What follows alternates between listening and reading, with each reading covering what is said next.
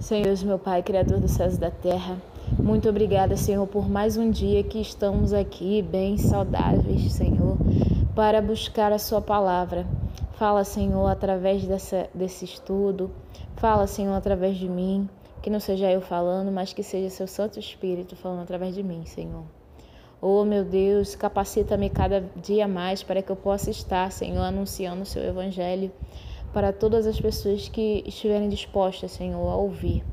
E muito obrigada por tudo, meu Deus. Abra, Senhor, os nossos ouvidos e olhos espirituais para que possamos compreender a Sua mensagem.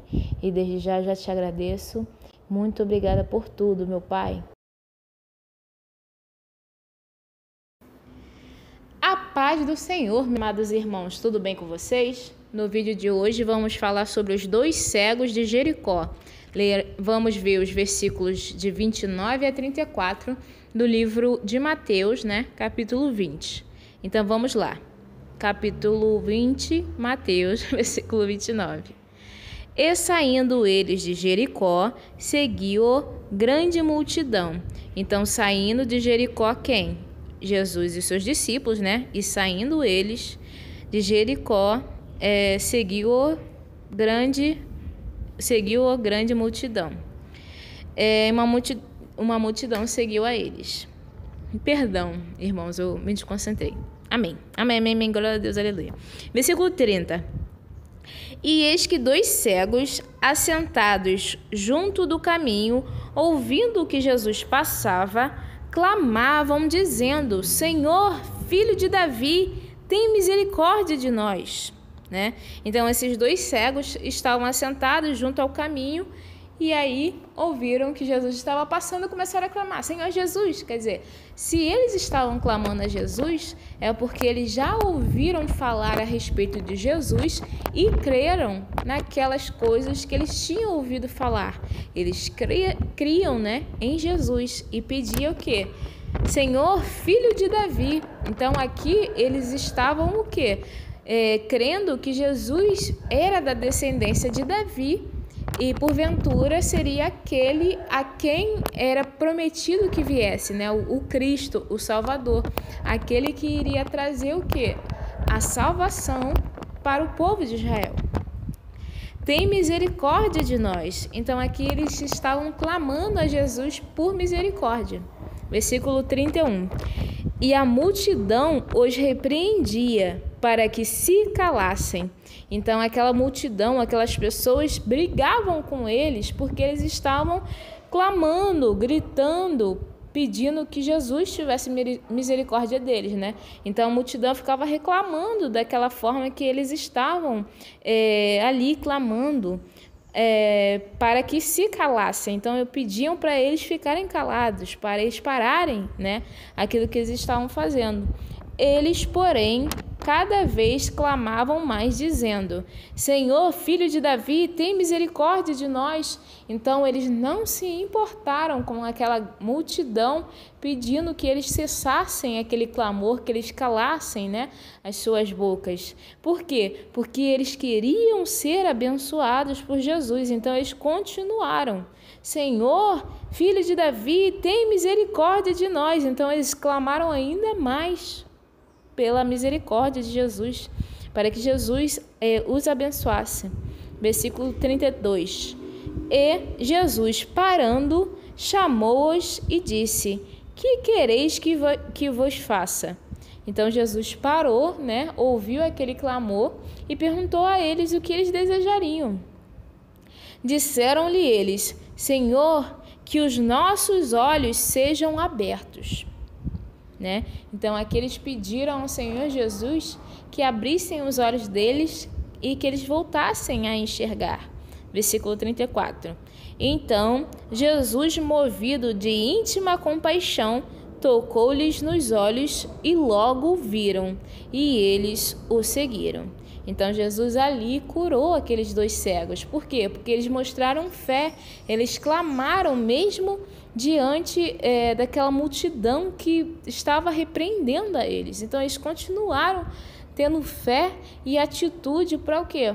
Para que Deus, né, Jesus, Deus Filho, Jesus abençoasse a eles, curasse a eles.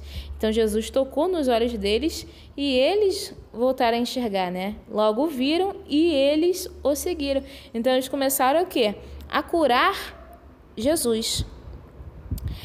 A cura dos 2 cegos era um exemplo de servir e um testemunho da fé e do verdadeiro discipulado. Assim como a cura dos 2 homens possuídos por demônios na província dos Gadarenos foi registrada no início do ministério de Cristo, fato ocorrido após a repreensão de Jesus pela pequena fé demonstrada pelos discípulos, lá em capítulo 8, versículo 26, que fala isso. Mateus também mencionou no fim do ministério terreno de Cristo a cura de 2 homens cegos, logo após a demonstração da fé ainda oscilante dos discípulos. Então, os discípulos ainda demonstravam uma fé oscilante. E aqueles 2 cegos, sem ser discípulos de Jesus, sem ter experienciado o que os discípulos viveram junto com Jesus, né? Só ouvindo falar de Jesus, ouvindo o que Jesus estava passando, eles creram, eles demonstraram ter muita fé, né? Os demônios identificaram sem qualquer dificuldade a Cristo, embora certamente não fossem seus discípulos. Esses homens cegos, do mesmo modo, reconheceram Jesus como filho de Davi. E após a cura, eles o seguiram, né? Eles seguiram a Jesus. Então ali, eles demonstraram uma fé enorme, mesmo que ali eles não tiveram experiências com Cristo, não conviveram com o Senhor Jesus aqui na terra, eles demonstraram fé e verdadeiramente creram que o Senhor Jesus era filho de Davi, né? Vinha da descendência do rei Davi, aquele que haveria de vir, né? Amados, eu sempre faço aqui com vocês uma oração, né? Pedindo para que Deus abra nossos olhos e ouvidos espirituais para que possamos ver e enxergar. Eu já falei sobre isso, mas falando dessa passagem sobre os 2 cegos, me pego novamente lembrando, né, dessa forma de orar. Eu sempre pedia, né, nos vídeos anteriores que vocês fizessem essa oração, mas me foi pedido que iniciasse os estudos da Bíblia com uma oração. Porque eu sempre pedia, antes do estudo bíblico, façam uma oração. Mas me aconselharam a começar o vídeo já com a oração. Mas orai sem cessar, né? Mesmo que eu esteja entrando cada vídeo com uma oração, antes mesmo orem, quando forem abrir a Bíblia, orem, antes de abrir a Bíblia, orem, depois que forem fechar a Bíblia, agradeçam a Deus pela palavra que vocês leram, amém? E que essas palavras estejam gravadas no coração e na mente de vocês, amém? Então, eu estava falando isso por quê? Porque esse ensinamento sobre os olhos e ouvidos espirituais, vocês podem ler depois o capítulo 29 de Isaías. Eu gosto muito daquele capítulo. Que o que mais importa para a gente como cristãos são as coisas espirituais, são as coisas do reino dos céus, entendem? Então aqui esses 2 homens, eles demonstraram uma fé muito grande no Senhor Jesus, mesmo sem eles enxergarem. Então aqui eles mostraram que eles eram cegos fisicamente, mas eles tinham uma visão espiritual acima da média. Por quê? Os discípulos, mesmo tendo vivenciado grandes milagres e maravilhas com o Senhor Jesus, eles ainda tinham uma fé o quê? Oscilante. E aqueles 2 homens que eram cegos fisicamente falando, não enxergavam as coisas aqui do nosso mundo físico, né? Mas eles tinham uma visão espiritual tão grande que eles reconheceram o Senhor Jesus como o Salvador, né? Ou como o Salvador de nossas vidas, como aquele que tem poder, o quê? Para nos salvar, para nos curar, né? E, amados, o mais importante, nós como cristãos devemos buscar essa visão, essa audição também, para que o quê? Para que possamos ver e enxergar as coisas espirituais e ouvir e conseguir discernir espiritualmente aquilo que a gente está ouvindo. Como assim? Você pode frequentar o culto, né, a igreja, a casa de oração do Senhor, o seu ministério, a sua congregação, mas se você não tiver com ouvidos espirituais, toda aquela palavra ministrada pelo pastor, né, pelo missionário, não sei quem apresenta a palavra, né, o evangelista, dentro dessa igreja, essa pessoa vai apresentar a palavra de Deus, mas se você não tiver com ouvidos espirituais, vai entrar num ouvido e vai sair do outro, entende?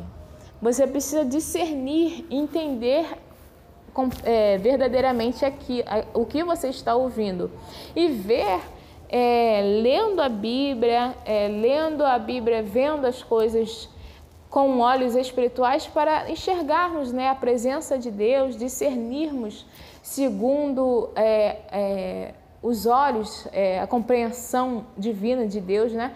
E como isso?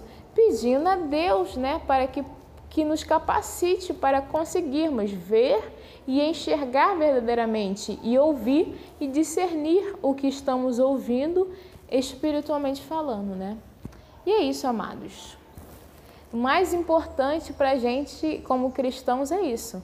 Não é só ver o físico, não é ver a minha mão, o palmo da minha mão na frente dos meus olhos, mas é enxergar a presença de Deus na nossa vida, entende? Enxergar o que devemos fazer segundo a vontade de Deus, sempre em oração, pedindo direcionamento para os nossos passos, para a nossa vida, né? E é isso. Amém? Amém, amados?